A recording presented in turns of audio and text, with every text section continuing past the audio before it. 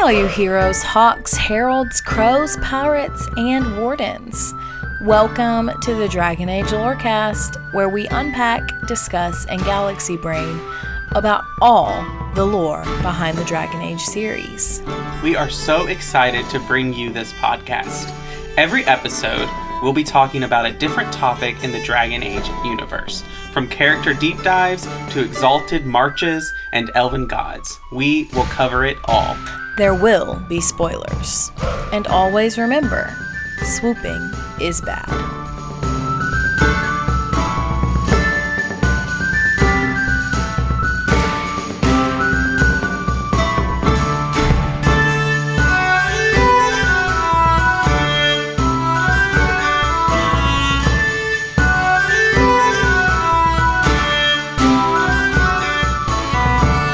Hello and welcome to the Dragon Age Lorecast. My name is Shelby. You also know me as Shecup.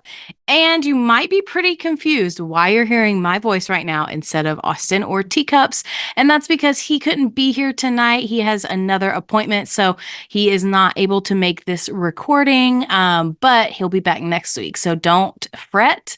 But in the meantime, it is our monthly patron chat for the month of June in 2024. So we are back here with all of our awesome patrons. So I will let everybody go around and just kind of introduce themselves. And I know we do have some, maybe not new people, but people who haven't been on in a long time. So if you want to tell the listeners anything about yourself, feel free. So I'll just go how my screen went, which I think is in order of when you joined. So the Wesbotron is first. Hello, I'm the Wesbotron, also known as Weekup.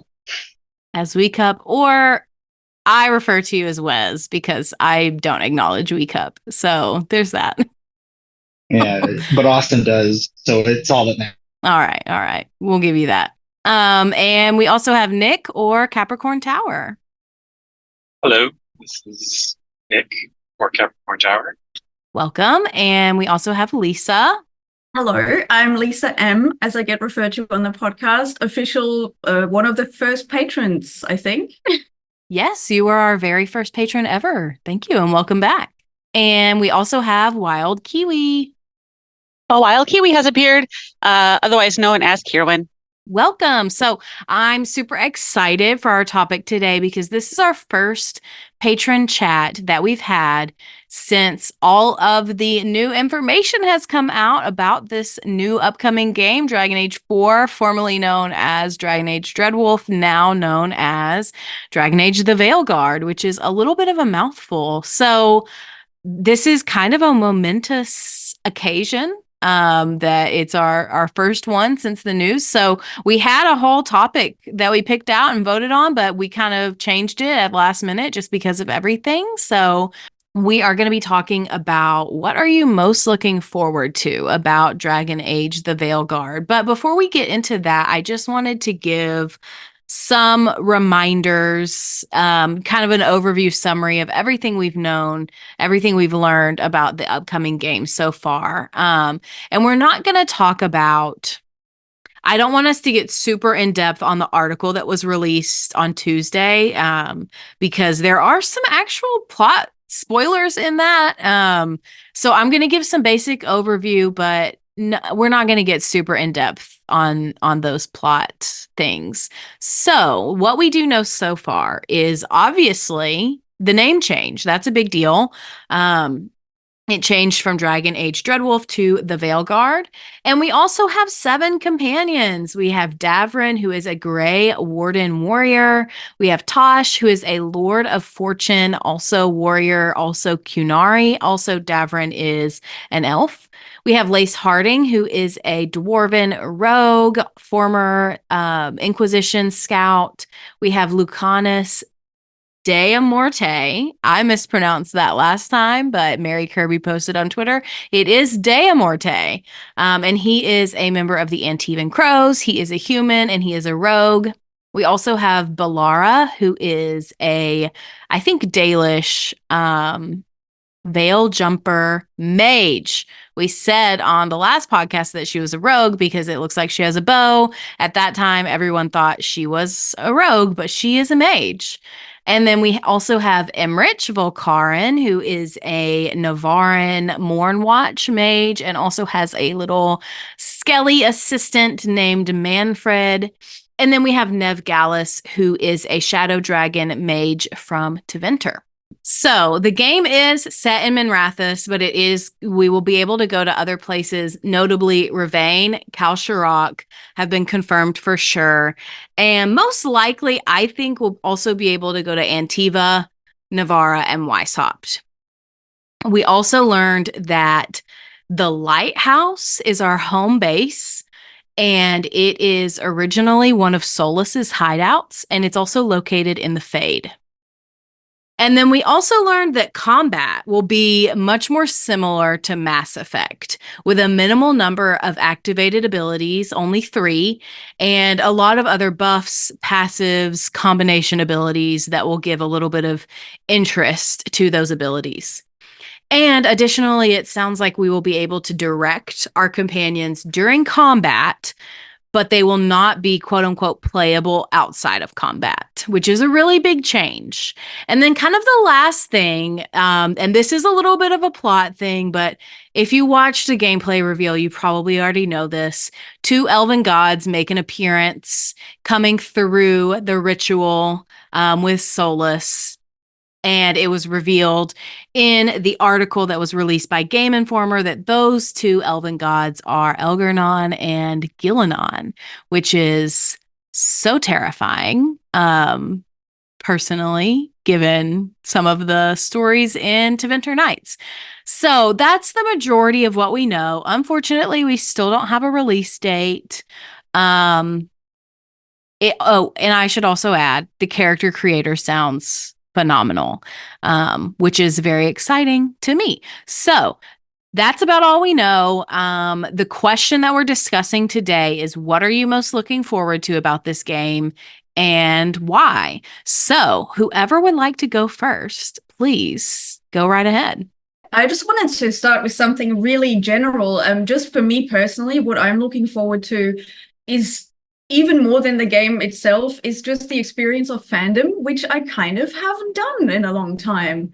Maybe since Dragon Age was last sort of very active. I don't know, for some reason, for me personally, that is the only franchise I've ever gone full crazy on. And I'm really looking forward to doing that and just shamelessly just like being on Tumblr and going nuts.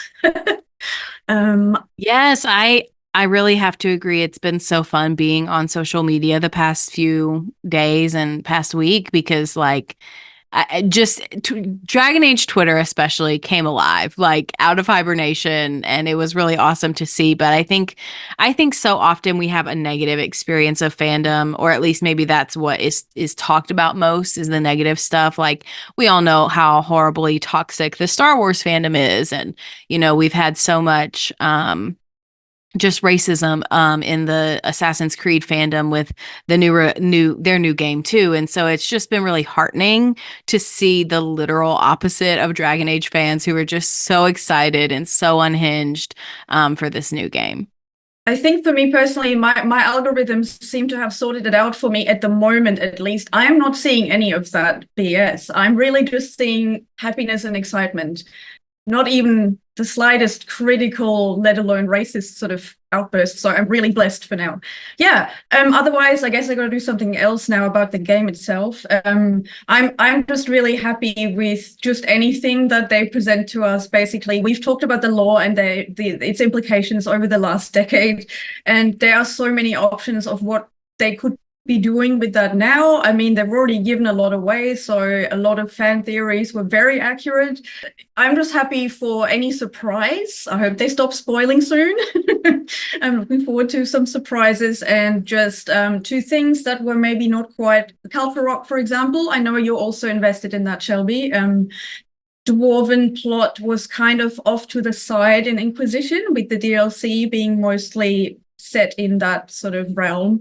And yeah, I'd be really happy for some dwarven content to be embedded in the game, especially if Kalfarok gets some attention, so we know what's up there or down there. Yeah, I can't theorize about Kalsharok too much because I will go off the deep end. I'm very excited about that one too. So I also have two. One is less important, or one is less demanding than the other, I suppose. So my main one for the actual game itself that I'm looking forward to is that BioWare has stressed that the game is going to be hinged on the choices we make, and that the decisions therein will not only affect our relationships with our companions, but will also possibly change their lives. And I'm kind of excited to see like how nuanced and deep that those personally crafted storylines can get with the choices that we make. And then my second one that's a little less important is that I'm just really excited that BioWare has been able to master the Frostbite engine more so than they did in Inquisition, and I'm just super excited that not everything is going to be super shiny and look like it's wet all the time, which was one of the more frustrating but insignificant things about Inquisition for me, is that everything just looked very too shiny. Yeah, it looked like, and I'm replaying Inquisition right now, and so I'm realizing this. Everyone looks like they just took off a Korean face mask. Like it is so shiny. Like everyone has the glass skin. Like it is crazy. They look so moisturized, which like good for them. But also it is very distracting. I remember some people commenting on the trailer or on the gameplay trailer on Solus looking kind of bronzed. So maybe that will be the new shininess, people looking bronzed. But hopefully that really detailed character creator will be able to help us prevent that. But I do think also the Frostbite engine, mastering it is such a good thing. I know that everyone kind of like hates it, but also I feel like they didn't really know its capabilities when Inquisition came out. And so I think there are just some, odd kind of maybe not landscape is not the right word, like just like stuff on the ground that makes it difficult to walk around, or things that don't really make sense in the world. So I feel that too. Things I'm excited about. Hopefully, I'm a broken record about this, but more information about the Kunari. Where did they come from? Why do they exist? I need answers. I want confirmation of my fan theory. Because to me, I think it would be especially good writing if it was the ancient inventors that sort of accidentally created the Kunari somewhere in like a very far colony to the north, because then it would be sort of karmic that they're trapped in this battle with them for centuries now. So, but I don't know. We'll see. I think we'll definitely, regardless, get more Kunari content because of where we're at, like, and where things have been set up in Tevinter Nights. Like, they're just all over northern Thedas right now. So, but I guess in terms of the information that we've received, I definitely agree that the character creator sounds promising. I've been wanting like body sliders in a character creator for ever. So that I'm interested to see how, I guess, in depth it goes. And the thing that I was wondering, like, given how much that they're hinting at you can do, I'm wondering if they are going to reserve all of the chest hair for Varric, or if there will be options for your Rook. Who gets to have it and who doesn't? Is it Varric only? I need to know. Very fair. I do think it'll be everyone, just based on what we were hearing in the developer Q&A. But I will say, I am curious, Nick, about your thoughts on if we'll get to go to Saharan or Parvalin. I doubt we'll end up going to Parvalin, just because it's kind of like too fortified in my opinion. Like, I don't see us having any missions there. But Saharan's a very, like, in terms of like where the lore is right now, is a very hot topic. Like, it's been the subject of conflict between Tevinter and the Kunari for a long time. We have the mysterious pyramids in Saharan. And I'm willing to bet we're probably going to get Fenris as a cameo. And that could have something to do with Saharan as well. So I think it's happening. I think we're going to go to Saharan. I will die if we get Saharan and Kalsharok. That would be like best case scenario for me. So much new lore. That would be so exciting. I've got a couple things also. First up, the game is actually real. That's what I'm excited about. I got tired and discouraged after several years of nothing, and then them just saying, "Oh, it's coming." Oh, the game's coming. I've played this game before. Secondly, I actually like the combat system that they have, except for archery, because I'm a terrible shot. I also very much agree. I'm just glad it exists. So I was getting doubtful there for a while. Um, so I feel that. I know there were some doubters out there, so it's just exciting that we're back. I can't wait to play a flippy warrior doing spins and shit. I've actually never been around for a release date. I'm fairly new to the fandom, and so this is really, really exciting. I agree. I haven't been around for a Dragon Age release at least either. And so it's just fun seeing all the people. I know I'm sure that we're going to get some toxic people coming up soon, but right now everybody's just happy and that makes me happy. Hey, Lizzie. Hello. Welcome, welcome. I just want to also point out to everybody here that I was right and that Vark isn't going to be a playable character, and I'm very happy about that. I also agreed with you. I never disputed that. I always said I think Varric was going to be more of an advisory role anyway, but whatever. As long as he doesn't die, that's all I care about. I am very scared for his well-being, though, I will say. Yeah, Well, we how are can concerned. We are concerned. Can you why kill the did they maker? fire? Can you? Why did they fire his writer? I'm saying fired. I don't know whether that represents the actual event, but that makes me suspicious. Yeah, me too. And also, whenever I think there was something in the gameplay trailer where like they shot back to Solus and then Varric was like on the ground or something, and it was very terrifying, and I didn't like any of that. So that tiny bit where Varric and Rook are looking at each other before Varric goes off to talk to Solus. It's very ominous the way that like Rook looks so back at him and it or the other way around. I can't remember, but that just looked like that looks like a last conversation to me. Oh yeah, Yeah, he's I gonna have die to in the agree. first act. Put that into the universe. No. My only saving hope for this is that why would they have rehired his voice actor, done a completely new character design with all the animation and everything, only to kill him off like an hour in? That seems like a whole lot of wasted work. Because they're sadists. Friggin' got him. I concur. Yeah, I mean, I think he might last longer than just the prologue, but I'm a little concerned. So I'm gonna read Crimson Knight's answer now since he couldn't be here, and he said, what I'm most excited about is the return of the Blight, and it's supposed to be an even bigger threat than it was in Origins. On top of that, Griffins are back, and we even get to be a Grey Warden again. Dragon Age is back in a big way, and I can't wait to experience it. So much agree. My answer was Griffins. I'm so excited to see Griffins. Maybe we'll even be able to ride one or get one of our own if we are a Grey Warden. That would be awesome. Imagine that, being excited about the Blight. Yay, Blight!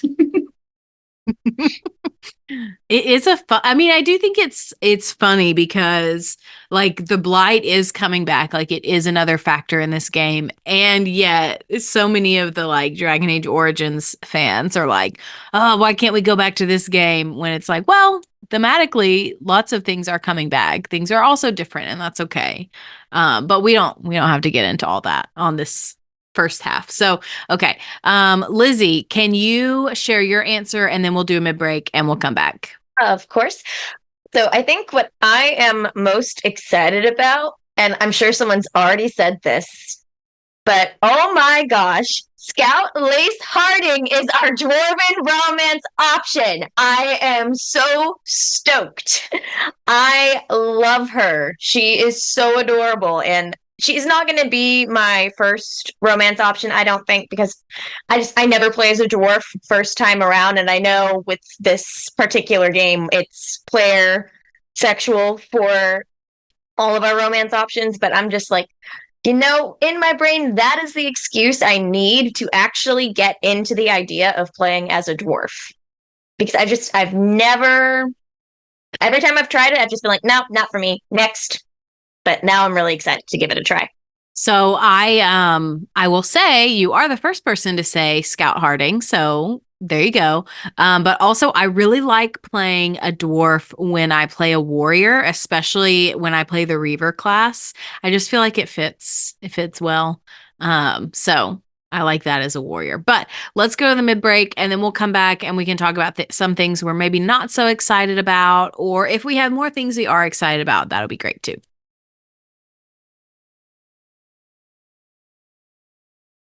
What is this? A new book? All this shit is weird. Oh, Verk, that is a terrible title. What are you even thinking? That book you were reading this morning, Assyrian's Spear. I don't think he had a spear in the legends. He does in this one. Read the description. Andraste knelt before no man but her maker. But she hadn't counted on the Archon Hessarian. Can Hessarian penetrate the tight-knit defenses of the warrior prophetess? Will she be prepared to face the full blast of his power? Wait a minute. Isabella, this is a vulgar thing. You want to borrow it? No! You sure? It has pictures. Not listening, I'm not listening. Varric, does Hawk ever autograph books? Why? Doesn't your copy of The Tale of the Champion have a big hole in it? Yes, but it could also have Hawk's signature on it.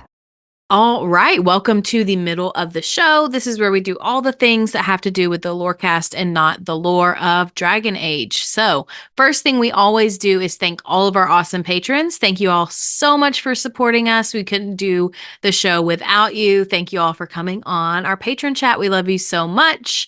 And we always shout out our first patrons, Lisa M and Genesis. Thank you for your support. And we also have a lot of new patrons to shout out, which is so exciting. I do very much feel like this new release is like breathing life into the entire fandom, and that also includes the podcast. So, Kierwin, welcome back. We also have that Apple guy, Ciara, Vervada, and Hassel the Hoff. Welcome, all of you, and thank you so much for your support. And then if you can't financially support us, we do understand.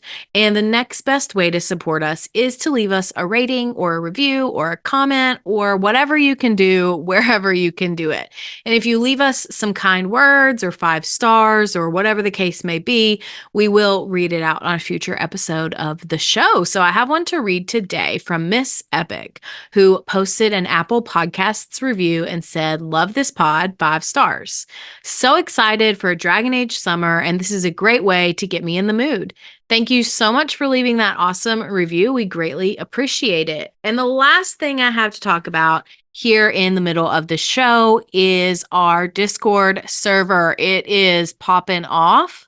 I do think there was a day where I think it was last week where we had like a lot of news, and I had been working a lot and came in to the Dragon Age Veilguard channel, and there were like well over 400 messages. So if you need a place to share your theories and your thoughts and talk about whatever you want to talk about in regard to this new game, the server is the place to do it. Lots of people joining, lots of people asking questions about the old games. If that's you, you are so welcome with us. So I think that's all I have to talk about in the middle of the show. So let's get back into it.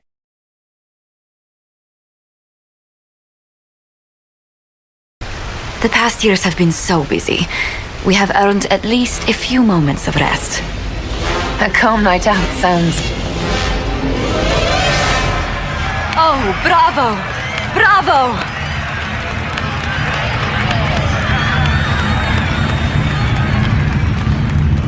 Was the woman in gold playing a king? Who was the man in feathers? Oh, it's all very simple. The first actor's mask is determined by... well, I will lend you the program guide. But tell me, did you enjoy the performance?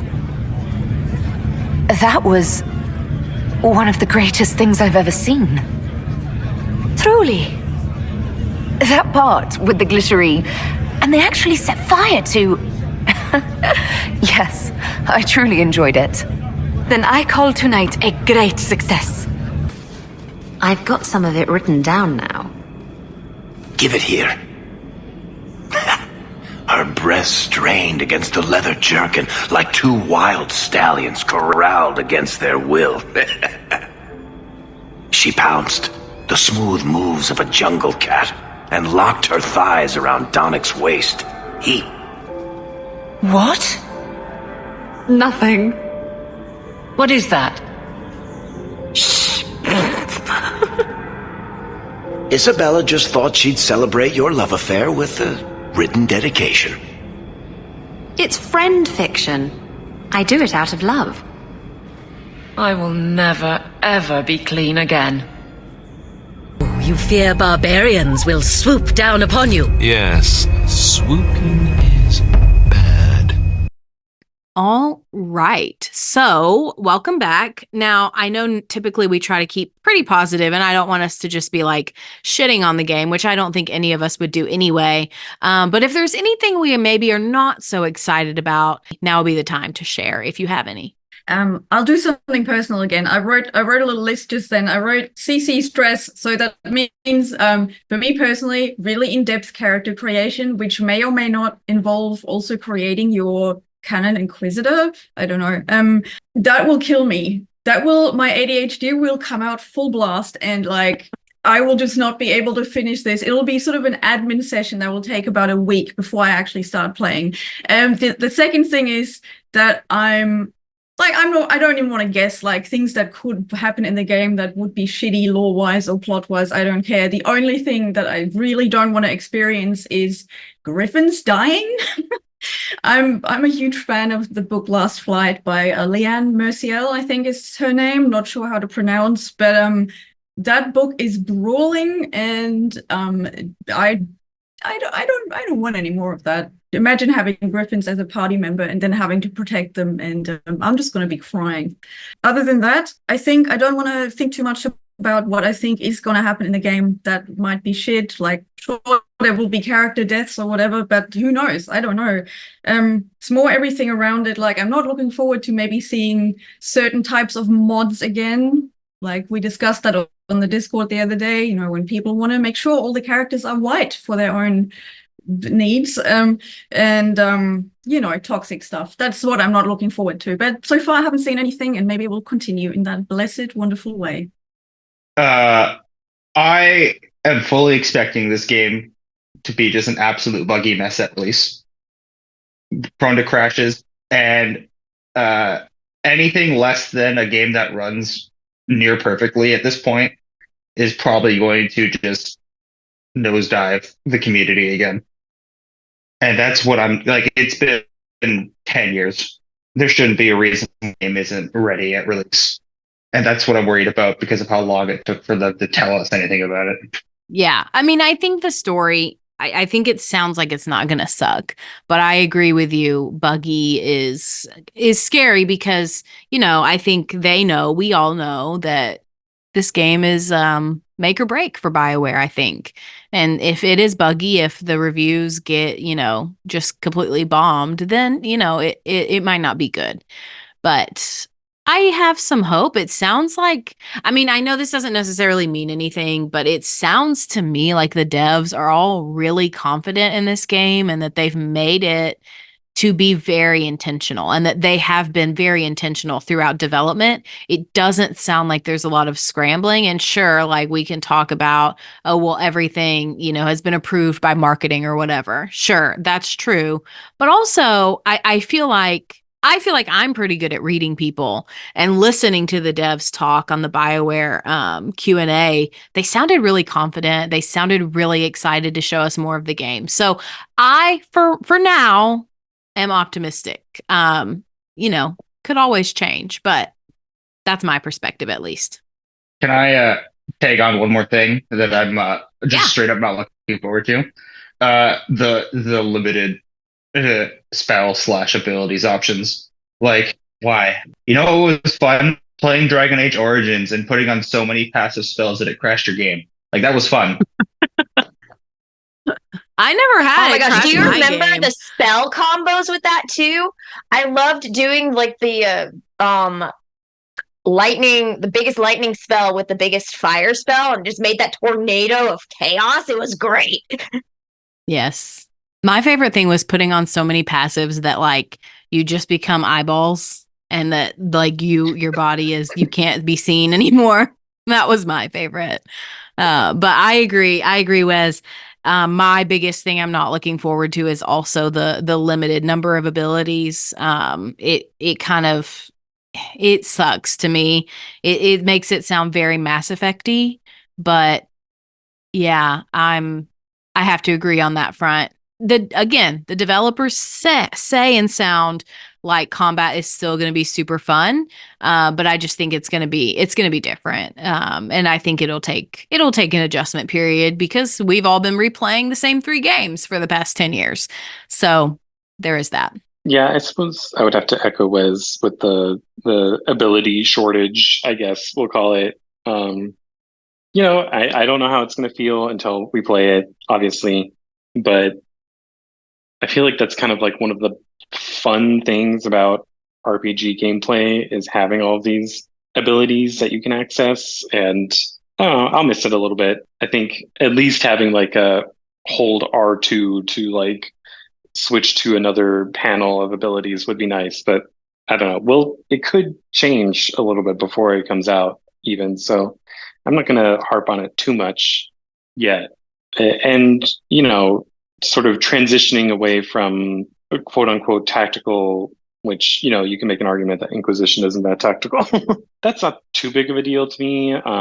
So I'm cautiously optimistic about the gameplay, I guess is how I would put it. Sort of on a more positive note, I am really excited about the sort of more high fantasy aesthetic that they're going for in the game. I kind of don't really understand the people who want to go back to Origins aesthetic because, I mean, it was a product of its times, but it just didn't look good. The art direction wasn't very inspired, and it's outside of the story itself and the characters, the visuals are very forgettable. So I'm looking forward to this entry being having more of an identity visually, I guess.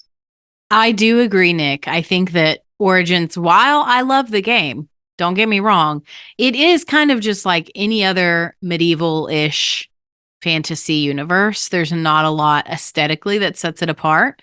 But I feel like Dragon Age 2 and Inquisition, they have a lot of things that set them apart, especially Inquisition. And I feel like Veilguard will continue that trend of making itself look distinct, diving deeper into the world. And I also feel like with it being set more into Winter, we're going to see more magic stuff. And so that to me is very exciting because it makes the world more unique. And I enjoy that. What I'm personally hoping for is that as we just said in the chat, bougie aesthetic we're currently seeing of Minrathis, etc., that there will be maybe some really gory horror elements in the game, given the Blight announcements, etc. Gillenan, I don't know what's going to happen. That might stand out really nicely against the blingy bougie to Winter background. Yeah, I'm hoping for something gross. I've been Gillenan, like gill-pilled forever now, and I want it to be horrifying. I want to run away from my screen screaming. I feel like gill-pilled needs to be like trademarked quote, like that 10 out of 10 making an emoji for the Discord with that name. It's also though Gildarthal and Katie's nickname, so I want to make sure she doesn't think I'm some kind of gotcha. mega simp. I am rereading The Horror of Hormak right now, and legitimately had nightmares last night after reading part of it. So I think we'll definitely get some of that horror aspect in the new game, especially considering that John Epler wrote that short story, and he's kind of the creative director for the whole project. So I'm definitely expecting some fucked up shit to happen. We have no guarantee that John Epler is not going to turn our romance character into some kind of monstrosity. He might do it. Oh my god. I will flip a table. I will flip a table. I will say, I also agree, like, so many of the Tevinter Nights chapters they have a lot of horror-esque elements, and not just that one, like a lot of them do. So I agree. I don't think it's just going to be this like happy-go-lucky game where like only good things happen.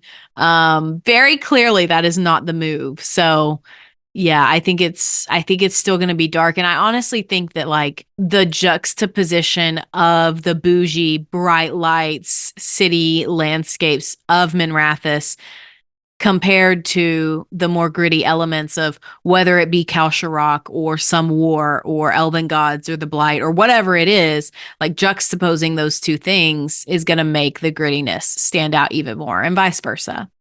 I am both excited and terrified at the prospect of finding out what happens to our warden if they are still alive. I'm just like, can my warden please just be able to go back to Ferelden, blight free, to be able to be queen and be with her stupid husband already? Like, come on. But also, I'm just like, no, they're gonna kill them. I'm just gonna be so mad.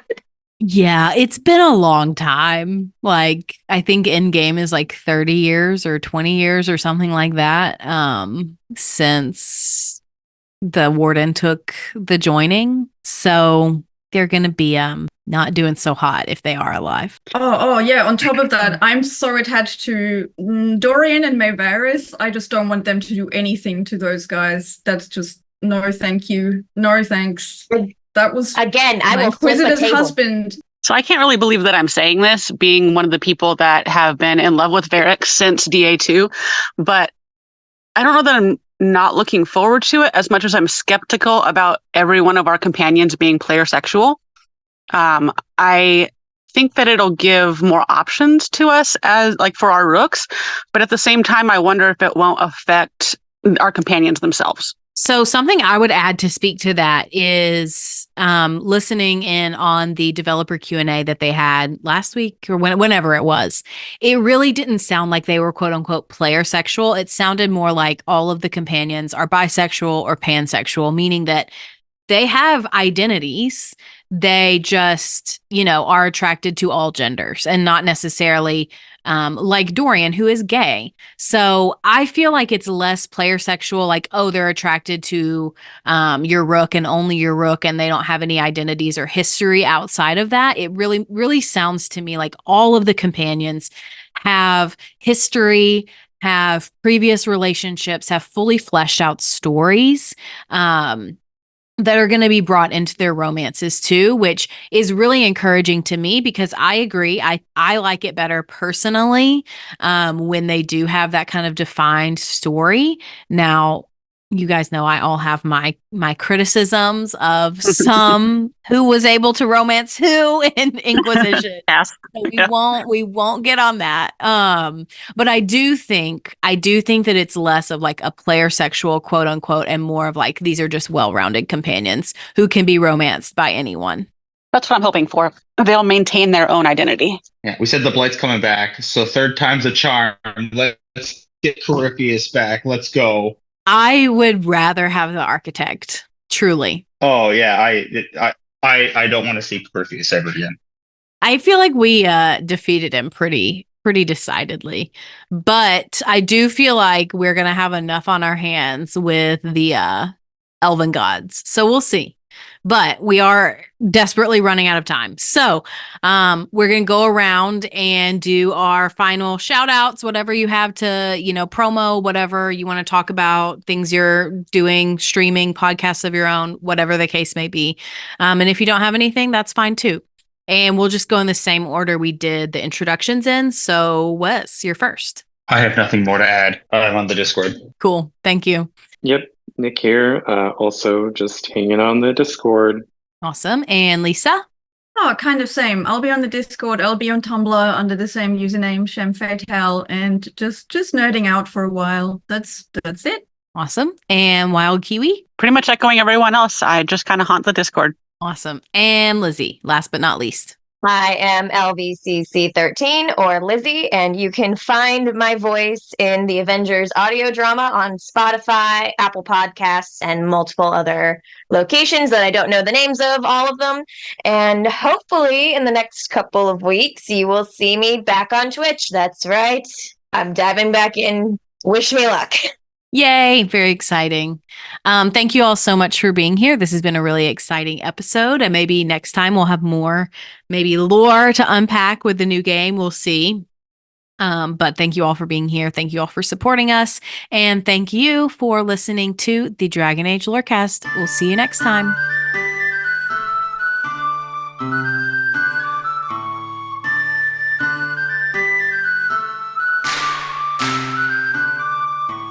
Thanks for listening to the Dragon Age Lorecast. You can find us on Twitter at DA Lorecast.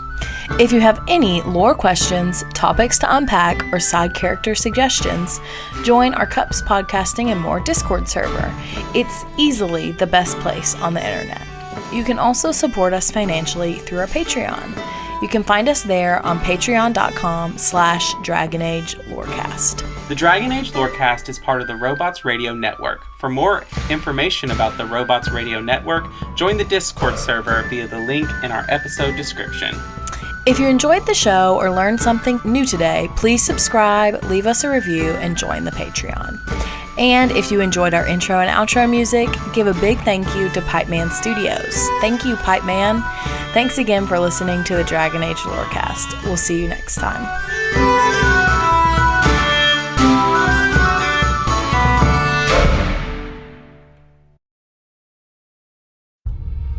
Are you a fan of Elden Ring? Are you confused about the lore as pretty much everyone else? We've got you covered.